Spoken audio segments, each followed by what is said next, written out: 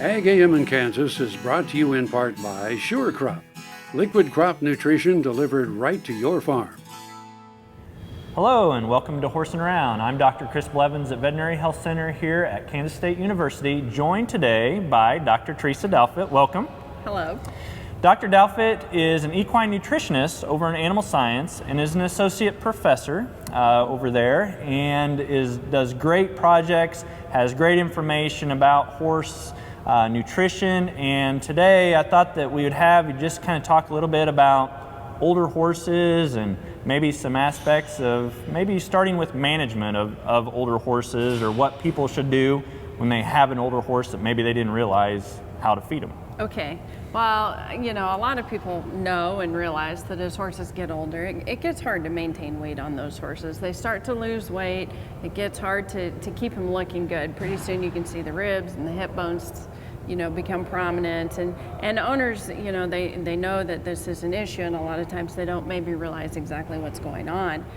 In these horses, there's really three different things that kind of come to mind for me. One, a lot of times their teeth get pretty poor, and they have a hard time really chewing and you know, really being effective when they consume roughage in particular. And so dental care becomes really important in these horses.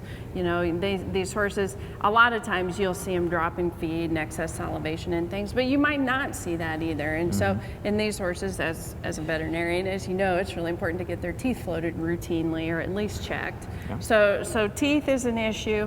Another one, a lot of times these geriatric horses become very submissive, and they, you know, if they're fed in a group situation, the other horses tend to get all the feed, and the geriatric horse backs away. It won't fight for the feed, and so that can become an issue. One, they won't fight for the feed. They're really submissive and they'll back away. But two, they eat very slowly, and so a lot of times with these geriatric horses, we need to somehow modify our management practices to make sure they're getting enough feed.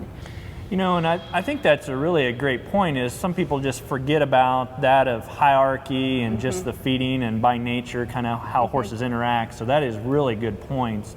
The other thing, you know, that I always hear from owners, and you probably do too, is we need to change their food. Do we have to change, you know, they're old, we got to feed them old horse feed or something like that. What are your thoughts on that? Well, with old horses, because their teeth are not very good and their ability to absorb nutrients declines over time as well, they do need higher quality feeds. And a lot of people want to focus on the grain, but you know, the basis of an equine ration should be hay. We need to make sure whatever roughage we're feeding the horse is really good quality. You know, a mature horse probably, you know, may do fine on mature prairie hay, but a geriatric horse probably is not going to. You know, he needs some higher quality hay. And the other thing, you know, the big thing with these horses is just getting as many calories into them as we can. And so generally something with a high fat content. Fat is easily digestible. It's something the horse handles really well, and it's got more calories than anything else. So whether that be purchasing a high fat feed or top dressing with corn oil, you know, anything we can do to increase the fat content in the diet. And with the teeth issues, if the horse, even if we've got high quality hay, sometimes they can't eat it very well. And if that's the case, we may need to switch to something like a complete feed that has the fiber source already in the feed.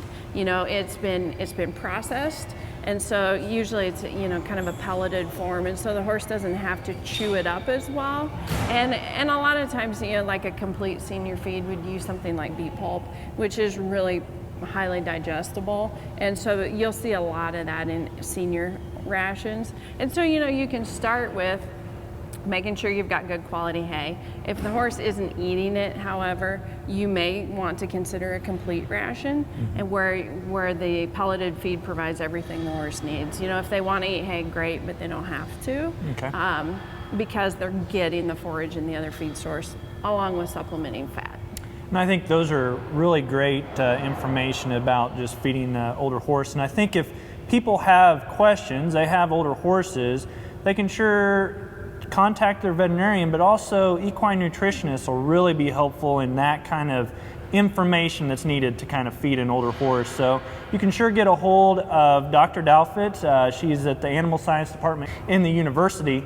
And then at the vet school here, you can always get a hold of us too, and we can get you in contact with Dr. Douthit if needed for that too. Well, thank you for joining us for Horsin Around, and thank you, Dr. Douthit. You're welcome. I'm Dr. Chris Blevins at Kansas State University Veterinary Health Center, and we'll see you around. Closed captioning brought to you by Kansas Soybean Commission, the Soybean Checkoff Progress, powered by Kansas farmers.